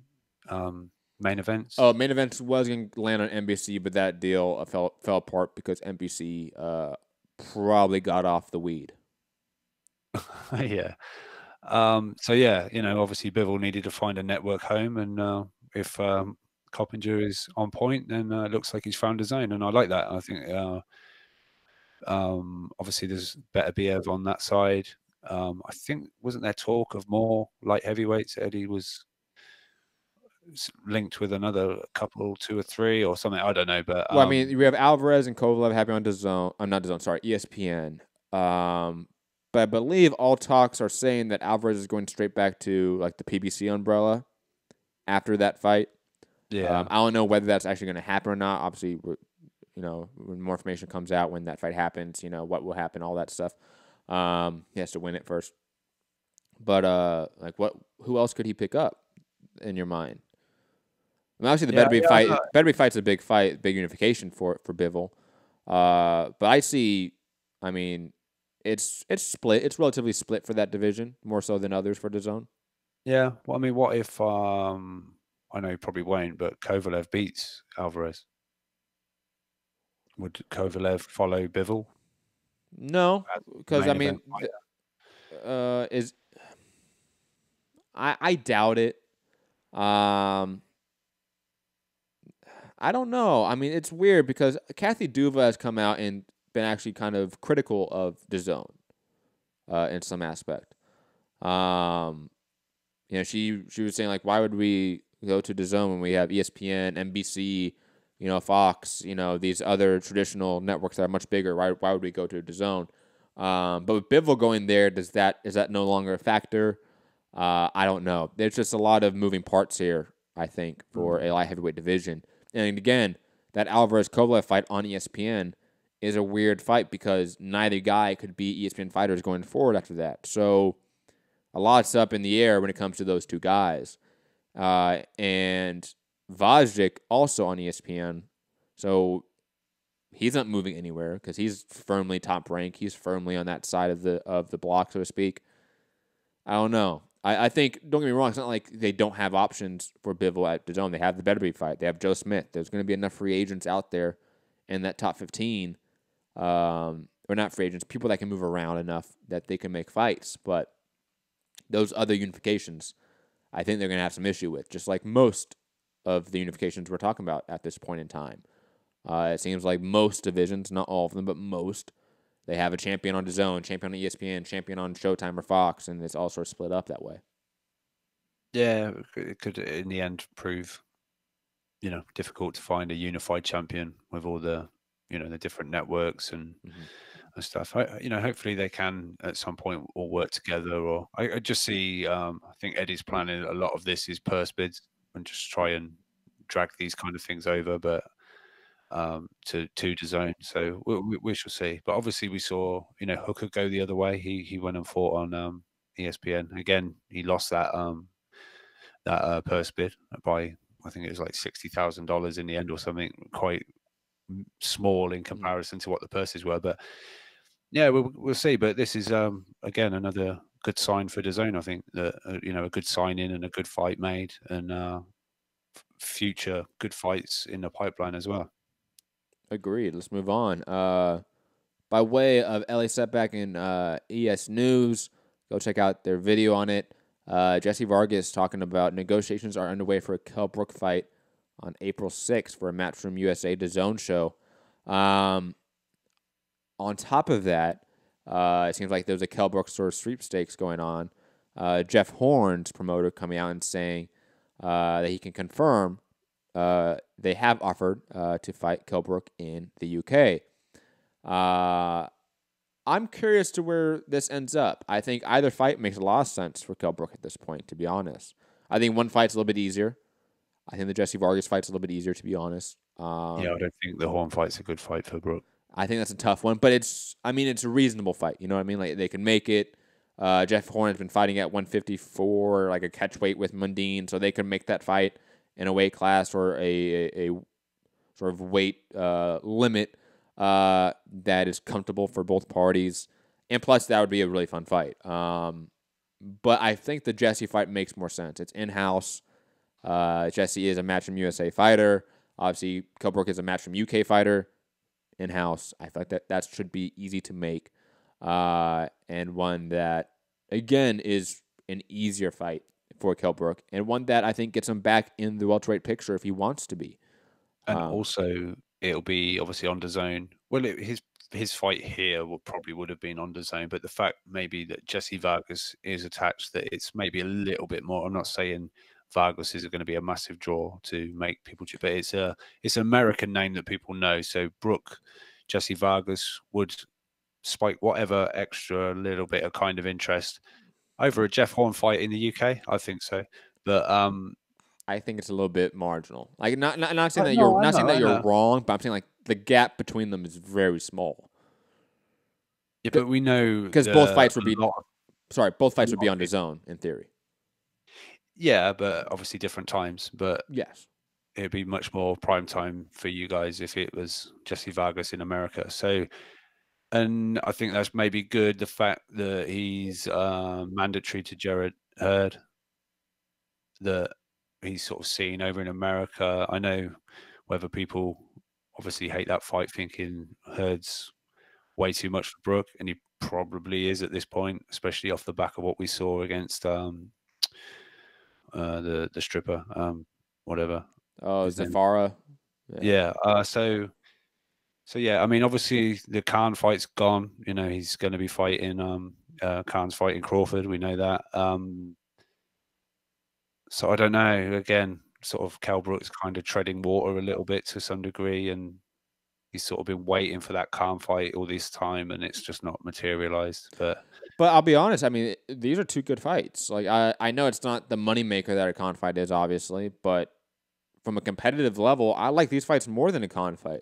Like, I'll be completely honest about that. Like, Jeff Horn, I know the Jeff Horn fight isn't likely, but I'm really intrigued when I saw that headline. I'm like, ooh, Kell Brook, Jeff Horn, how would that go? How would the styles match up at this point? What division would it be at? Like, that's an interesting fight to me. Amir Khan, I could care less about. I'll be honest. I know that's purely hardcore speaking. That's not. I know the execs at Sky, Matchroom, DAZN could give two shits about that thought process because that's not what the majority of people will say. But for me personally, like I think this is a good move for Kell Brook. Honestly, like get him just back into fighting. Top names, top relevant names. If you are really, here's the thing about Kell Brook, in my opinion, is that we still do not know how much longer he has in the sport. I feel like at this point, from what we've seen in his comeback from the Spence fight, at any point he could just retire. But if he's trying to be in there with the top level guys, because both these guys are still, top 10, top 15 welterweights, and if he beats them, then it shows us that, yeah, Kell Brook is still honestly serious about the game. That he's still serious about the sport. He wants to be elite again. Because right now it doesn't seem like that. So I'm actually fully in favor of these fights compared to Amir Khan fight. I'll be completely honest. But again, I know that's just me talking. I know that's not a consensus out there. I don't think that's a objective truth. Subjectively speaking, on my biases, I like Jeff Horn, Brook. I like Brook versus Vargas far more than Brook versus Khan at this point in 2019. All right. Yeah. Like I say, I don't like the Horn fight. Why not? I don't know. I think. Like you don't think it would be a fun fight? I guess it would be a fun fight, but I think he'll bring more, sort of more hardy, sort of toughness and that more than the Zerafa fight, and be more of a difficult I mean, maybe. But that's kind of what I want in a like. I'm not speaking of like if I'm Brook's team, what would I be planning? That's where I was coming. Yeah, no. Take that hat off if you can, Rob. Like as a consumer of the sport, when you're sitting down watching the fight, if you could pick of these three fights to watch as a consumer, as a fan, you have Brook Khan, you have Brook Vargas, Brook Jeff Horn. Brook Khan for me is the last one on that list. Yeah, I wanted to see it. Did you just almost yawn right there? I did, yeah. Sorry. And you just held it in. That was nice. That was impressive, actually. You're like, I wanted to see it. I wanted to just fall asleep right now. No, I wanted the Khan fight. I'll be honest. Over all the out of Jesse Vargas and Jeff Horn. Okay. I think there's a lot of people think Jeff Horn, like he's almost a little bit of a joke to a lot of people, but I think he's a tough son of a bitch, and whether you like it or not, he's got a win over Manny Pacquiao. I know he lost to Crawford, but I think that's a tough fight and not what Kell Brook needs right now. But that's with the Brook hat back on again. Sorry, yes. Which is fine because I definitely agree with you on that aspect. If you're Brook's team, you don't want the Jeff Horn fight. That just doesn't make a lot of sense for you right now. For me, that's the bottom one. Yeah. As far as watching it, I mean, I don't know. I think Jesse Vargas doesn't need Brook in his life right now either. I think if Jesse Vargas was, he's ranked 3 in this division, he's ranked 4 in it. But yeah, you had Delorme and you got a draw. You know, you need to, or even like the Broner fight. Like, I mean, Vargas has gotten lucky with a couple draws recently, in my opinion. That could have gone. I'm not convinced that was lucky against Broner. I felt Vargas had shaded it, but even then, it's close. Like, think about this: if Vargas is barely getting by with the draws with Broner, Thomas Delorme, even a dilapidated Kell Brook should be able to beat Jesse Vargas at this point, right? Like, let's just be completely objective about it. I mean, honestly, right? Like, am I wrong here? Dilapidated, Jesus. Harsh. Anyway, last topic of the day. Bring up his eye sockets. They're made of titanium now. Nothing's breaking those freaking eye sockets now. It's just down to whether he wants to fight that much anymore. If he fights Khan or Vargas, yeah, definitely nothing is breaking. Those two guys are feather-fisted. Don't you forget, he knocked out Saddam Ali brutally. Whoa. That's where the myth came from, right? It did. Last topic of the day, then we're going to go callers again. 323-870-4051. Press 1 to get in the queue. Last topic of the day, by way of Michael Benson, Rob's best friend on Twitter. The IBF has scheduled a purse bid for Josh Warrington versus Kid Galahad on January 24th as Eddie Hearn, on behalf of Galahad, indicated they were done with negotiations and requested the immediate bid.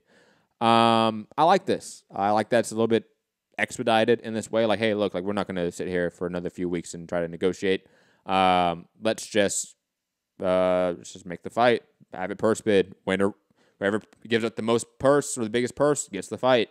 So I'm in favor of that. And plus, like I've said before, I like the fight. I think it's a very reasonable voluntary matchup, or not voluntary, even though it is a mandatory. In my mind, it's a voluntary for Josh Warrington after a year of Lee Selby, Carl Frampton, in a breakout year, a fighter of the year, sort of 12 months. So yeah, I'm okay with this. Yeah, I mean, shock horror. Frank and Eddie not coming together to negotiate.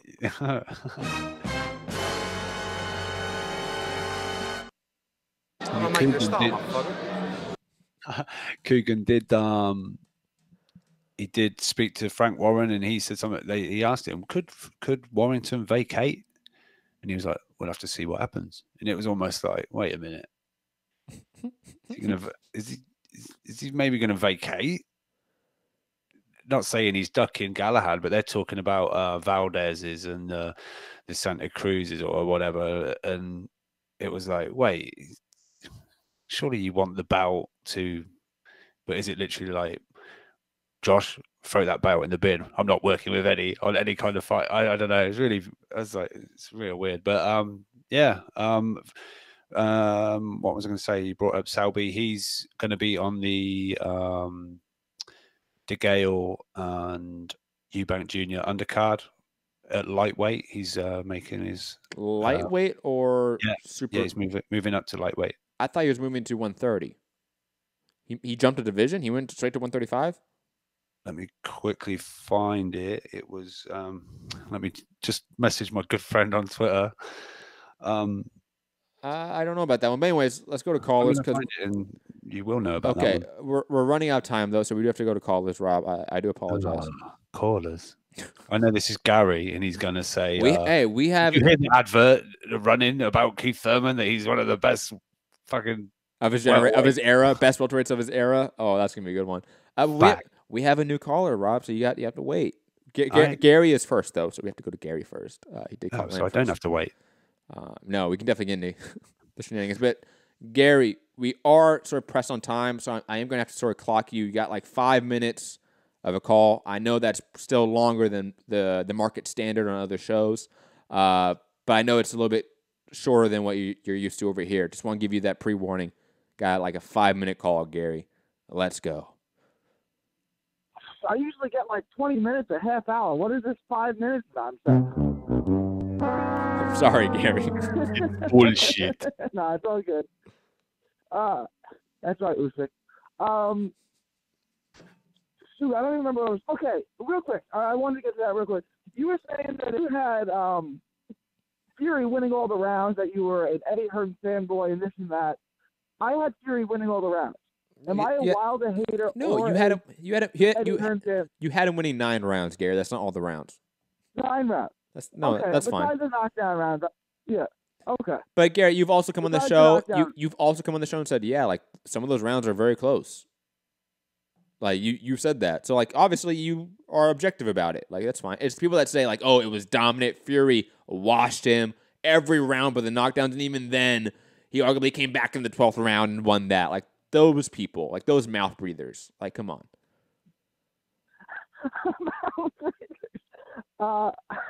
Okay. I know. I want to take this time to big up Caleb Plant. I know on the pre-show, the pre-fight show, I said about how I met him, and he was a dick, for lack of a better words. Yeah, that was an awesome performance. That really was like a clinic. And I had it wide. Like I had it 10 rounds to 2, maybe 9 rounds to 3, but I didn't. Lance Pugmire, your boy Lance Pugmire, yeah, I LA saw Times, said he had it even. Yo, what was he watching, man? What like Lance is usually like very, very good. He's in that like top 3 or 4 or 5 journalists of the sport. That was atrocious. That was one of the worst scorecards I've ever seen. I'm guessing he was probably in the venue too, because that was in LA, correct? Yeah. He was there. I imagine he was there, and I imagine he was probably typing a lot during it. Like that's because there's no way. I was shocked that the scorecards were as close as they were. Yeah, I was too. Openly rooting for Uzcategui, and by like the fourth round, I was like, this is some performance. The only round I thought Uzcategui clearly won was the 9th and the last. The 10th and the 11th, you could kind of split those. But I didn't see him winning anything in the first 8 rounds. I thought it was 8-0 with 2 knockdowns. He's up 10 points, 8 rounds in.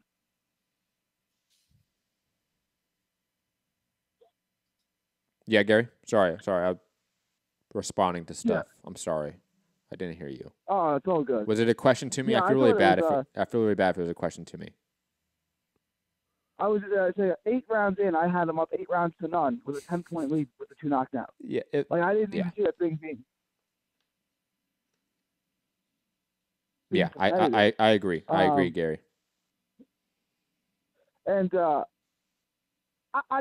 knew part of his story, right? Like with his daughter and everything. I didn't really know all the details. And when I was watching that, I had my 4-year-old daughter sitting in my lap. Right, and both my wife and I started cheering up. Like, he's my wife's new favorite fighter now. So I take back all the bad things I said about Caleb Plant. I wanted to put that out there. I just want to say, Gary, it would have been really funny though if like your wife is over there crying, like the story's really emotional, like, hey, but he was a dick to me when I met him like 3 years ago. Like that would have been really funny, Gary. No, but then obviously him and Benavidez, like, because Benavidez has a tune-up fight on the Spence Garcia undercard. Mm-hmm. That's the next fight you think they would make, or do you think they don't put those two in the ring with each other right away? I don't know. I can see it. I see it being like 1 or 2. I don't think it's it's a long, drawn-out process for a couple reasons. One, I don't think Caleb Plant's that guy. This was sort of an expedited jump to this level that he asked for, and I think he will keep asking for. I think David Benavidez has his tune-up, but then he also may have a commitment to the Anthony Durrell Ivani Yildirim winner, because that's either an interim WBC belt or an eliminator of some sort. He might just have some commitments from the sanctioning body that he might have to fulfill. But I think PBC, I think Al Heyman, I think Caleb Plant, and David Benavidez are really going to push for this fight ASAP. I will say that. As soon as they can, they will make it, in my opinion. Okay.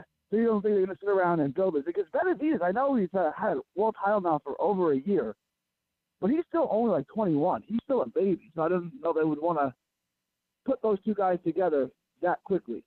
Even though I think both guys would love to fight. I don't think anyone would suck the work. I think they can probably go this whole year without fighting, but they probably have to fight next year. Yeah, I would agree with that. And then real quick on Kell Brook and Jeff Horn. I know you think Kell Brook is washed, but if Kell Brook fights Horn, beats him, whatever, if that fight would have happened and Kell Brook were to win, would you oppose, in theory, a Kell Brook Terence Crawford fight? Terence Crawford couldn't get a unification fight. Absolutely not. And we're talking about like it's like clear that Kell Brook won. There's no funny business. There's no controversy. Yeah, absolutely. That would be a sign that Kell Brook is back, in my opinion. Okay. Do you think Kell Brook will beat Horn, or do you think Horn is? Would that be at 54 or 47? And who would you pick to win that fight?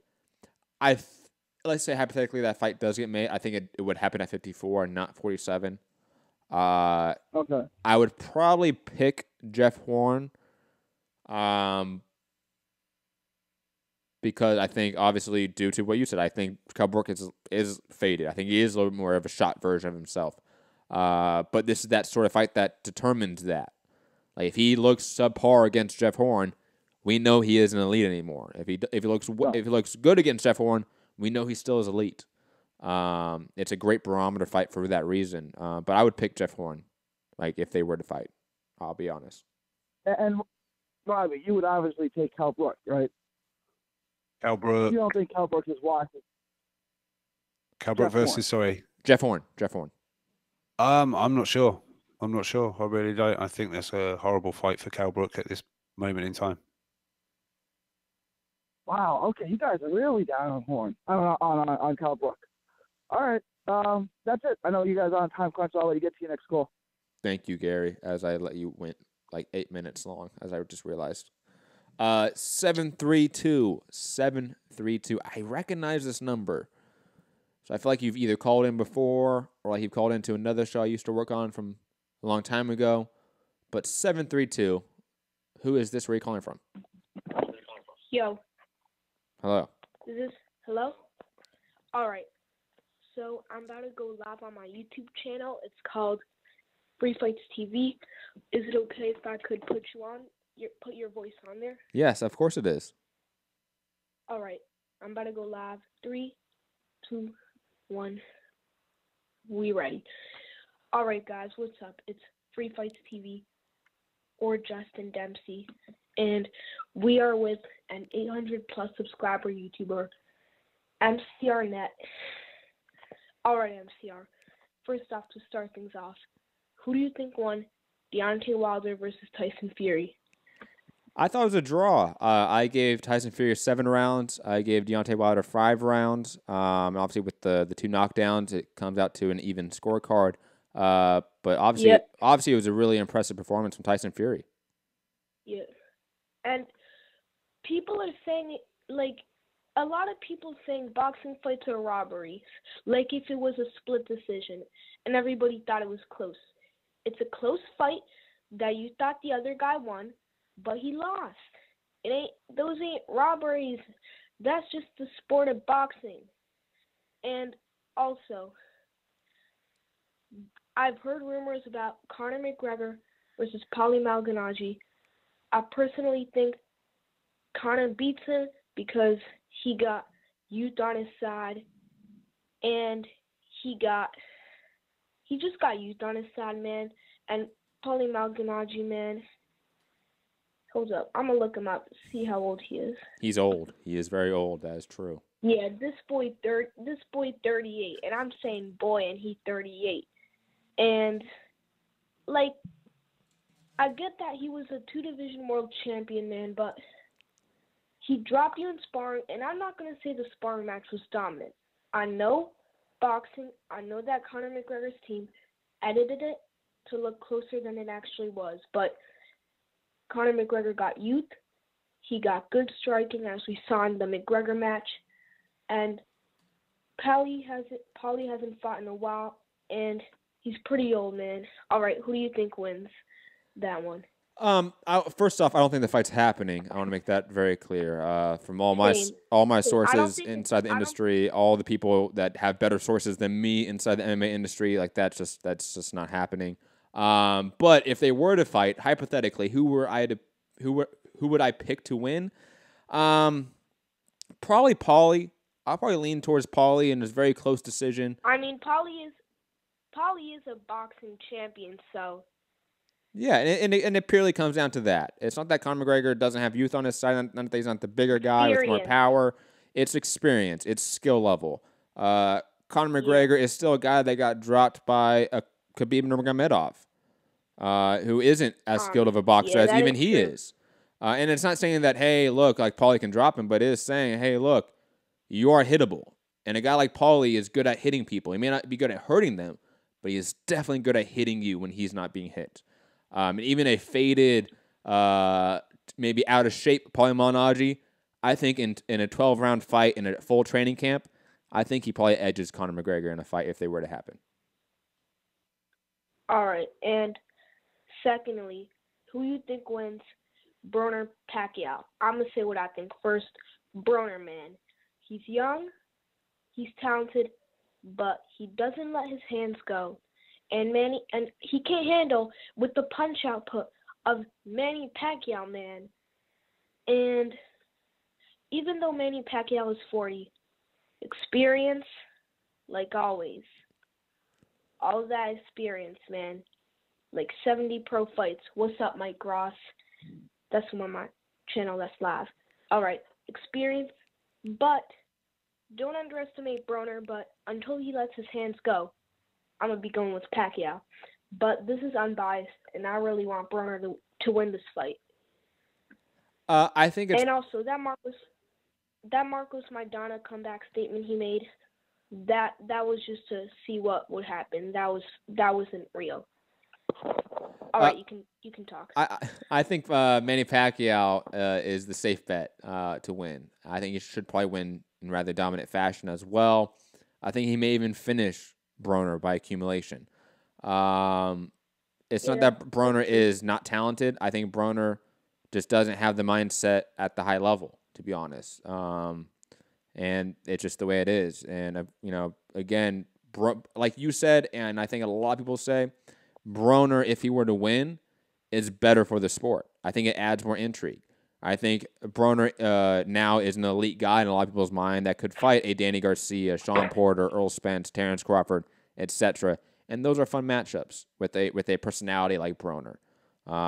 But this is reality, and Broner doesn't win this fight in any form or fashion, in my opinion. Yeah, I got the same opinion on that one too. And Canelo versus Triple G trilogy. This is kind of a close. This is 50-50, man, but I'm a little bitty edging towards Canelo. Of course, y'all know he got the judges on their side. I'm not saying that was a robbery, but I just feel he got the judges on the side. Aside from that, they're both two great legends, but Triple G's edging towards past his prime, so I got Canelo in the trilogy. Who you got? I got Canelo in the trilogy. I think Canelo is by far and away the better boxer at this point. I think he has more skills in his toolbox. I think he has youth on his side, and the experience level is actually on Canelo's side as well, not Triple G's side. On top of that, just to sort of touch on your point about the judges, don't forget, and I know you were a little bit younger, and definitely do some research, go watch some commission hearings. Tom Loeffler and K2, they have every right to decide who judges those fights. They can determine if judges are not suitable for them. So they did that, and that was even a headline and talked about news and articles about it, about how Tom Loeffler helped determine who the judges were for the rematch. So if the judges are paid for and bought by Canelo, then Tom Loeffler helped pay them. True. And very quick. This is real good. Keep up the hustle, little man. People should follow your channel, but I've got a question for you. Ooh. What is your favorite hot sauce? Like Adrian Broner, man. Red hot. Beautiful. That's a great answer. All right. Thanks for having me on the show. I appreciate it. And see y'all later. Well, hold on. Very quickly before you jump off, where can the people find you and your channel? Okay, my channel is called Free Fights TV. I'm going to put it in the chat so everybody stop typing real quick. There it is. Just go on my channel. Y'all could subscribe. But don't subscribe to me and never watch MCRNet. Y'all keep watching him and me so both of our channels could grow. All right. Thanks for having me, guys. Thank you for calling. We really, really appreciate it. Very quick. I've got a feeling. All you motherfuckers out there, you better be shitting yourself. Yo, the kids I've got love more energy, more desire than ever before, and I'm going to annoy you, and I'm going to live in your head rent-free for 365 days, motherfuckers. Yo, you just played that soundbite with an 11-year-old that just called in? Fam. He's a fucking Adrian Broner fan. I think he's said it before. And he's watching this show. Free Fights TV. Really love the hustle and work ethic, man. Keep it up, kid. The next generation of media has to start somewhere. So that's awesome, man. Just keep it up. And God, I love how he's taking over every channel, man. That's hilarious. And he's starting at 11. Think about it. He has a head jump on everyone. You started this at what, 38 years old, 37 years old? Yeah, I bet he's got more hair than me. I mean, everyone does practically, even some women. Most women. Some women. Most women. That made no sense. Because then I looked at your beard. I'm like, wait, can I? You mean like how do I navigate? Well, it's one of those things. Like I looked at it. I'm like, can I make this joke? I may say it. I'm like, wait, that didn't navigate it completely. Anyways, digressing. Some women of a certain sexual preference. Anyways, digressing. Shout out to Free Fights TV, man. Great kid. And again, keep it up, man. That always makes me happy to see the next generation on it come up. But Rob, that's it for today. Everyone out there listening, smash the like button, share the show, subscribe, and check out patreon.com/MixHammerRadio. Rob, where can the people find you? And final thoughts. Final thoughts. Some of these heavyweights, just tell people what you want. Apparently, Eddie's going to next week tell everyone what all these offers have been, But I'm sure we probably won't. But he's obviously picked up on the narrative that AJ and Eddie, the low ball offers, and they're hard to deal with. So we'll see. But you can find me at UK Rob MCR. I'm dreading what that chat's saying right now. Don't worry about it, Matt. I can see you laughing. It's not at you, man. It's at me. It's at It's me. at you? It's at me. So like for hogging the limelight. No, with Free Fights TV. No. BK made a really good joke about the failed joke I had about hair. But anyways, it was BK. I see you in the chat. That was funny. That was funny.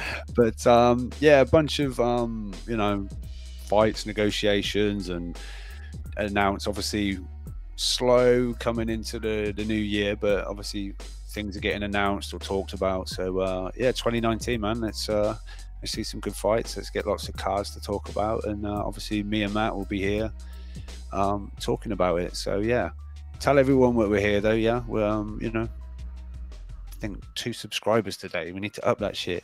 We've got Free Fights TV in there, 11-year-olds. I saw him. He said I had 40 subs yesterday. We need you guys to hustle for us because Matt's just too lazy. That's not true at all, but okay. I'm here, retweeting and telling people and making posts, and obviously you guys have got to tell people as well. There's plenty of you. There's more of you in the chat than there is of me and Matt. So tell a friend, share the show, thumbs up, all that good stuff. Yeah. Yo, Smasher, BK, I see you guys. I see you too. Remember like Mighty Ducks 2, where like the 2 enforcers. Remember what we're talking about? They had like a name for them, right? Like it was like something bros. It was like I forget what it was, but that's what BK and Smasher are right now in the chat. Fucking jokesters. Anyways, digressing. Hope everyone has a great day. Smash the like button to their show, subscribe. Final thoughts. Caleb Plant, The Truth, Pound for Pound, TBE, recognize, okay? It's here. The Plant era is here. What else? Obviously, AJ doing AJ-like shit and lowballing people. Shady. Klitschko saying fake news to the Whyte fight. This shit's sad, man. I really wanted Klitschko versus Dillian Whyte. That was a fun, crazy matchup out of the blue. I like that. But anyways, digressing, you can follow me at Matt Hunter MCR, all platforms. And like I said, smash that like button, share the show, subscribe.